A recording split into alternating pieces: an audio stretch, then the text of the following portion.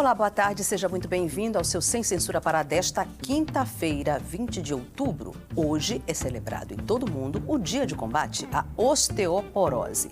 Diferente do que muita gente acha, a doença também acomete pessoas jovens. Para explicar tudo sobre o enfraquecimento dos ossos, recebemos a médica reumatologista Natasha Valente, que já está aqui conosco. Também recebemos o escritor e liderança indígena Ailton Krenak. Ele é um dos maiores pensadores brasileiros da atualidade e está em Belém para o Festival Internacional do Filme Etnográfico do Pará. Krenak bate um papo com a gente sobre temas bem variados. E a atriz e contadora de histórias Carla Pessoa convida para o lançamento do livro Elas Contam, um panorama do percurso poético de contadoras de histórias aqui de Belém. O evento oferece ao público poesia, teatro e música. Quem recebe a sua participação pelas nossas redes sociais é a produtora de TV, Tayana Narcisa. Boa tarde, Tayana. Olá, Vanessa. Muito boa tarde para você, a nossa convidada, e ótima tarde a todos que nos acompanham.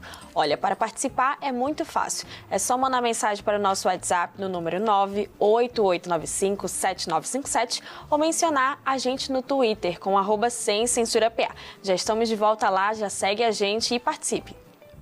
Bem, você sabe que o nosso programa é ao vivo todas as tardes, começando depois do Esporte e Cultura. E o que você assiste à noite é a reapresentação do programa do dia, normalmente começando às 23 horas. Para quem participa do programa ao vivo, temos sorteios especiais. E hoje é um dia deles. No final do programa, estaremos sorteando um par de ingressos para o show de Ana Vitória, que acontece em Belém, e mais 2 livros que são resultado das nossas próximas entrevistas do segundo e do terceiro bloco. Então vamos ao que interessa, ao primeiro assunto. 20 de outubro, que é o dia de hoje, é o Dia Mundial de Combate à Osteoporose, doença silenciosa que enfraquece os ossos e pode ocasionar fraturas espontâneas. Apesar de mais frequente entre idosos, a osteoporose pode afetar também a juventude e é mais comum nas mulheres. Em alusão a este mês tão importante, convidamos a médica reumatologista Natasha Valente para explicar mais sobre este mal que já acomete 18 milhões de brasileiros, segundo o levantamento do último censo do IBGE. Querida, seja bem-vinda ao programa. Obrigada por atender ao nosso convite. Explique para a gente de maneira assim, muito detalhada o que vem a ser a osteoporose. Obrigada, gente, pelo convite. Disseminar esse conhecimento tão importante para todos os paraenses. E a osteoporose nada mais é que uma doença que afeta os ossos.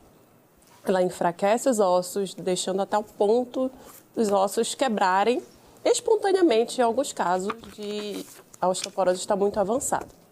Então, o nosso maior problema é justamente porque a osteoporose acontece e ela não dá sinais. Se a gente não for atrás do que é a osteoporose, a gente não encontra. E a pessoa está tendo a doença sem tratamento e a doença vai avançando sem ela saber. Existe um mito, na verdade, que a osteoporose causa dor, sendo que isso não existe. A osteoporose não dá sinais nenhum. Existem fatores de risco que a gente, acompanhando os pacientes, as pessoas, sabe que até que ponto precisa investigar. Mas em determinado momento a gente não sabe quem tem e quem não tem, se não for atrás e não fizer essa investigação mais precisa. E o que provoca o enfraquecimento dos ossos? Vários fatores estão envolvidos no acometimento, no desenvolvimento da osteoporose. O principal fator um dos principais é a genética. Então, pessoas que têm parentes, avós, pais com osteoporose têm um risco aumentado de ter osteoporose. Outro fator seria a ingesta baixa de cálcio durante a vida inteira. Uma curiosidade é que, até os 30 anos, nós todos temos a oportunidade de estocar o cálcio necessário para a gente ter uma qualidade de vida óssea ao longo da nossa vivência, né? Então, até os 30 anos, a gente tem essa oportunidade. A partir daí, há um decréscimo da nossa qualidade do osso. Então, se a gente não preveniu antes, a partir desse momento, a gente tem que continuar ainda mais o tratamento para o osso não enfraquecer tão rápido. Essa perda óssea vai acontecendo, sim, natural, sim. É um processo de envelhecer. Mas existem pessoas, como eu citei, fatores genéticos, baixa ingesta de cálcio durante a vida inteira, pessoas com IMC, que seria o peso mais baixo para a altura que a pessoa tem, são pessoas que têm risco. Além disso, no meu caso, que sou reumatologista, e a gente acompanha vários pacientes autoimunes e pacientes que precisam, em alguma fase, fazerem uso de corticoides, que são medicações que também facilitam o risco de ter osteoporose. Olha, informação muito importante que a senhora está dando. Muito. E corticoide é muito perigoso, tá, gente? As pessoas começam a se administrar sem acompanhamento médico, o corticoide, e não sabem o perigo que é isso. Um dos perigos é esse, ter osteoporose mais cedo. E as nossas doenças autoimunes, por si só, elas também aumentam o risco da pessoa ter osteoporose. Ou seja, a automedicação sempre é muito prejudicial à saúde. A senhora falava sobre a estocagem de cálcio e que até os 30 anos a gente tem normalmente esse hábito alimentar. Onde é que está contido o cálcio? Somente no leite e nos derivados do leite? Não, a gente, na verdade, tem uma gama de oportunidades de adquirir o cálcio. O que a gente sabe é que os laticínios acabam tendo uma concentração de cálcio melhor. Por isso que muitas vezes a gente recomenda por ser mais fácil de ter aquela quantidade diária que a gente precisa. Sendo que a quantidade diária de cálcio varia de 1.000 a 1.200 como prevenção e também para quem tem osteoporose. Sim. E então a gente acha nos laticínios, mas também nas verduras verdes, por exemplo, brócolis. Exato. Couve. Cariru, espinafre. Temos oportunidades. Eu sei bem isso porque eu tenho uma filha de 10 anos que ela consumiu leite, ou seja, mamadeira, até mais ou menos 1 ano e meio, 2 anos. Depois disso ela não quis mais. Nenhum tipo de vitamina, café com leite é muito difícil, o Nescauzinho é muito difícil também. E aí eu faço essa compensação justamente com as verdes escuras na alimentação dela. E todo dia tem ou um brócolis, ou uma couve, um espinafre, ou um cariru, que é justamente para isso. E os leites vegetais também têm uma quantidade de cálcio, porém é um pouquinho menor quando comparado ao leite normal que a gente ingere de vaca, né? Os laticínios de forma geral. Mas a junção de todos eles diariamente, porque a gente tem que atingir esse nível de 1.000 a 1.200 para prevenção e também para tratamento. E acaba sendo um pouquinho difícil, porque se a gente for pegar lá o rótulo das embalagens, a gente vê que a maioria dos leites eles têm aproximadamente 200 a 300 miligramas de cálcio e um copo de 200 ml. Perfeito. Então, para a gente fazer a conta, seriam 3 porções com laticínios para a gente atingir essa meta de 1.000 a 1.200. Tem muita gente que não se preocupa da inserção ou da absorção do cálcio na alimentação. O suplemento alimentar vai fazer essa compensação? Ele pode fazer em determinadas situações. Mas o que a gente sabe, que os estudos mostram, é que a melhor ingesta de cálcio é a natural, pelos alimentos. Perfeito. Até porque o comprimido é um tipo de medicação. Também tem efeitos adversos, inclusive em algumas pessoas que têm cálculos renais, que são aquelas pedrinhas que dão no rim. Então, pessoas que têm pedras no rim podem, dependendo da quantidade de cálcio, até do comprimido que ingerir, pode ser que facilite ter mais pedras no rim. Então, é cálcio, mesmo vendido, mesmo sendo um item básico para a gente, cálcio comprimido é medicação. Você tomar sozinho também, sem acompanhamento, é perigoso. Com certeza. E a melhor ingesta de cálcio, repetindo, é a dos alimentos, naturalmente. Temos participação do público de fora. Vamos lá. A Érica Ferreira, lá de Ananindeua, quer saber quais os riscos da mulher quando entra na fase do climatério desenvolver a osteoporose. Boa pergunta. A mulher, ela é um ser diferenciado, realmente. A gente tem vários hormônios durante a vida inteira. E nossos hormônios, até determinado ponto, nos protegem de diversas doenças. A partir de determinado momento, esses hormônios, quando a gente vai se aproximando ali da menopausa, esses hormônios vão reduzindo. Na fase que a mulher também entra, na fase que ela engravida, que depois do pós-parto, tudo isso causa uma variação de hormônios. A fase mais perigosa para a mulher em relação ao desenvolvimento de osteoporose é com certeza após a menopausa, que é quando a queda total dos hormônios e aí facilita a mulher de ter mais osteoporose comparada ao homem. Por exemplo, a mulher que entrou na menopausa, toda mulher precisa ser triada de algum momento para osteoporose, ou seja, realizar exames específicos. O homem, como ele tem outros hormônios, protetores, inclusive, para essa doença, a gente começa a pensar em osteoporose no homem a partir dos 70 anos. Sim. Então, todos os homens idosos precisam também buscar entender se tem osteoporose a partir dos 70 anos, se não tiverem outras doenças. Então, a questão, na verdade, é toda hormonal da mulher. A baixa de hormônio, em alguma fase, inclusive mulheres jovens, que precisam retirar útero e ovário, também tem esse risco a partir do momento que não produzem mais esses hormônios. Perfeito. Mais participação chegando. Tayana. Olha, a nossa telespectadora Maria de Jesus, lá de Ananindeua, também mulher, participando aqui com a gente, quer saber por que a osteoporose afeta mais mulheres que os homens. Perfeito. Então, voltando, que eu acabei de tocar no assunto, justamente nossos hormônios têm participação disso. Eles protegem, mas depois que a gente não produz mais, acabou nossa oportunidade, digamos assim. E se a gente não fez o estoque necessário até os 30 anos, não teve um ritmo de vida saudável, inclusive com o exercício físico, há mais facilidade, justamente após a menopausa, a mulher ter risco muito mais elevado de desenvolver osteoporose. Poxa, ser mulher nesse mundo não é nada fácil, hein? É uma doença silenciosa. Mas quais seriam os sintomas que identificam que a pessoa está com osteoporose? Na verdade, a princípio, ela não manifesta. E esse é o nosso grande problema. Porque mesmo os pacientes que estão com osteoporose, eles não sentem melhora nem piora. E acaba que a gente acaba tendo muito abandono de tratamento em relação a isso. Então, os sinais de osteoporose vão ser mais vistos geralmente em exames. Sim. E a gente não acompanha a osteoporose só através de exames de imagem. A gente precisa acompanhar através de exames de sangue. Sim. Em que a gente vê níveis de cálcio, vitamina D e outros eletrólitos no corpo que estão envolvidos com a osteoporose. Quais seriam os exames que diagnosticam com mais facilidade a osteoporose? O exame que a gente tem a certeza que faz o diagnóstico de osteoporose chama densitometria óssea. E a partir desse exame, a gente faz o complemento com os exames laboratoriais, que vão envolver, basicamente, cálcio, vitamina D.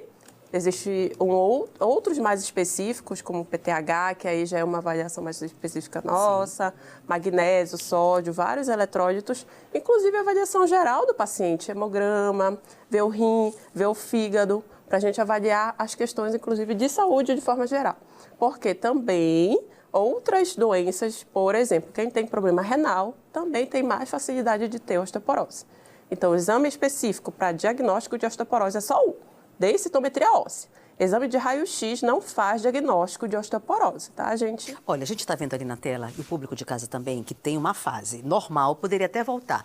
Normal, osteopenia e a osteoporose. A fase mediana, que seria a osteopenia, seria uma fase inicial da doença? Digamos que sim. É uma fase que a gente tem ainda a oportunidade de prevenir, de não fazer a doença se instalar. Sim. E aí a gente foca muito mais na parte alimentar, exercício, qualidade de vida, inclusive com quem tem muito hábito de beber e de fumar, que são também fatores de vida que prejudicam muito a saúde do osso. Perfeito, maravilha. Participação do público. Olha, temos um argentino participando aqui conosco do programa. O Nicolas está morando aqui em Belém e ele quer saber se ele pode usar cartilagem de tubarão como complemento. Olha, interessante. Ou gelatina natural. Então, funciona? Na verdade, a gente tem que saber, esses medicamentos mais naturais, a gente não tem muitas vezes a gente não tem uma comprovação, um cuidado maior em saber o que tem ali dentro. Sim. A primeira coisa é isso, tá? Saber a origem, saber se é autorizado. E lá atrás, a gente entende o que tem de componentes na medicação, nessa medicação que a gente está usando, mesmo natural. Então, se ele observar que nesse tipo de cartilagem, que cada medicação natural muda muito. Então, a gente tem que sempre observar a tabela lá atrás. Se existir alguma quantidade de cálcio, ele pode até ingerir. Porém, como eu comentei, a melhor ingesta de cálcio é alimentar. Para que a gente vai tomar comprimido, tomar remédio, Exato. Se a gente pode ingerir naturalmente e o corpo vai absorver muito melhor, muito mais do que se tomasse um comprimido. Excelente. Mais participação chegando. A Zelma Campos, do bairro do Marco, quer saber o que você acha do medicamento injetável. Há exemplo disso como o Prolia, para quem tem osteoporose. A gente tem medicações específicas para quem tem osteoporose, justamente para ajudar nesse osso que já está frágil. No início da osteoporose, dependendo também do grau já no diagnóstico, nós fazemos algumas medicações direcionadas. A mais famosa chama alendronato. Quando a gente passa para a etapa de medicações injetáveis, é porque há algum fator de risco muito importante para essa osteoporose ser prejudicada de forma mais rápida ou prejudicar o paciente com maior risco de fraturas. E aí a gente passa para os injetáveis, que são medicações mais potentes, mas que são medicações, inclusive, que facilitam muito mais a vida do paciente. Muitas medicações dessas, inclusive, o Prolia, a gente faz a cada 6 meses. É uma injeção a cada 6 meses. Sim. A medicação em comprimido, a gente faz uma vez por semana. E tem outras injeções que a gente faz uma vez por ano. Mas isso depende de cada etapa do paciente. É uma excelente medicação, mas tem que saber se o paciente tem realmente necessidade de usar. Tá? Perfeito. Participação chegando. O professor Mauro Rocha de Ananindeua quer saber quais os perigos dos hormônios de crescimento. Esses hormônios de crescimento seriam hormônios para musculação, esteroides. Eu imagino que seja nesse sentido, né, que ele esteja falando. Talvez ele tenha também abordado a situação de crianças que têm problema de crescimento e entram num tratamento à base de hormônio para facilitar o alongamento dos ossos. Então, cada hormônio, inclusive a gente tem alguns hormônios que nós usamos para tratamento de câncer de mama, que também dificultam a saúde do osso. Então, na verdade, especificamente, há de se saber qual é o tipo de hormônio que ele está falando. Por exemplo, anabolizantes para crescimento em relação à musculação, academia, fazem mal. E a gente não tem dúvida, fazem mal à saúde como um todo, porque prejudica toda a nossa estrutura e dificulta até, de certa forma, o funcionamento correto do nosso corpo, né? Então, não seria indicado. Se for especificamente para criança, a gente tem algumas situações que a gente chama muito de risco-benefício. Sim. Tá? Então, isso que tem que ser pontuado. A gente sabe que hoje a osteoporose tem tratamento. Então, usar uma medicação que naquele momento é necessária e que precisa ser usada, mas que pode desenvolver um efeito adverso, a gente tem que entender que momento aquela pessoa está. Se ela precisa daquela medicação, ela vai ter que usar. Sim. E o que acontecer, nós vamos fazendo tratamento e acompanhamento. Então, isso acontece muitas vezes na reumatologia, principalmente quando a gente precisa usar corticoides. Com certeza. Se o paciente não consegue sair do corticoide muito mais cedo, a gente sabe as consequências que vem, mas a gente está aqui como médico para acompanhar a vida dele como um todo. E é para ajudar em cada fase desse tratamento. Então, é isso que tem que ser visto. Mais perguntas chegando. O Marcos Vinícius, lá de Ananindeua, quer saber qual exame ele deve fazer para saber se ele tem osteoporose. A partir de que idade é indicado? Para homens, a gente indicaria a partir de 70 anos. Porém, existem pessoas que vão fazer mais cedo, dependendo do fator de risco que existe. Exato. Se é fumante, com certeza vai ter Sim. que fazer antes. Se usa anabolizante, vai ter que fazer antes. Se é um paciente que ingere muita bebida alcoólica, também. Então, se usa corticoide, a gente também vai ter que ver isso um pouco mais cedo. Então, para homem, se o homem é saudável, não tem nenhuma doença prévia, ter uma vida saudável com exercício, ingesta de alimentos de qualidade, em tese a gente faz a triagem dele aos 70 anos. Agora, a mulher não. A mulher que entra na menopausa, pelo menos um exame de densitometria óssea a gente precisa fazer para avaliar essa qualidade do osso dela. E o exame seria também a densitometria óssea Densitometria para os óssea. homens. Quais são os pontos do corpo mais afetados pela doença? Então, a gente... Membros inferiores, superiores, A coluna? doença, ela é sistêmica. A gente tem pontos na densitometria, que são os mais frequentes que a gente pede, que seriam da coluna, quadril e o antebraço em determinadas situações. São os mais comuns, existem outros. Só que a doença é sistêmica. Isso quer dizer o quê? Se apareceu em algum ponto do seu corpo com osteoporose e outro ponto não apareceu, não quer dizer que no outro ponto não exista, tá? A gente faz o diagnóstico a partir de um valor que aparece, que é a gente chama de T-score, que varia menor que menos 2,5, o paciente já teria esse diagnóstico de osteoporose. E, a partir disso, a gente faz o diagnóstico. Não considerando se em outro sítio, outra parte do corpo não aconteça, porque a doença é sistêmica. Isso quer dizer que, a partir do momento que tem, o corpo inteiro está frágil, independente de aparecer o exame. E é por isso que a gente fala muito que nossos exames são exames complementares. Porque a gente precisa fazer uma avaliação completa, exame físico, avaliação da história de vida do paciente, para complementar com os exames e definir o diagnóstico final.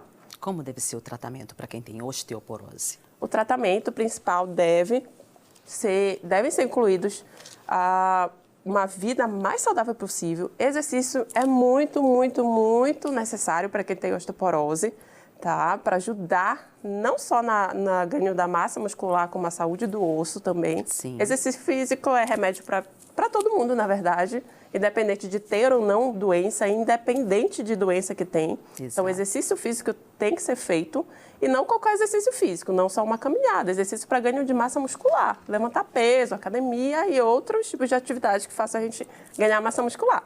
Além disso, essa questão da ingesta diária de cálcio, que seria na dose de 1.000 a 1.200 miligramas de cálcio. Vitamina D. Já ia te perguntar, onde é que entra a relação da vitamina D na saúde dos ossos? A vitamina D está relacionada com cálcio e vice-versa. Então, um só está bem se o outro também está.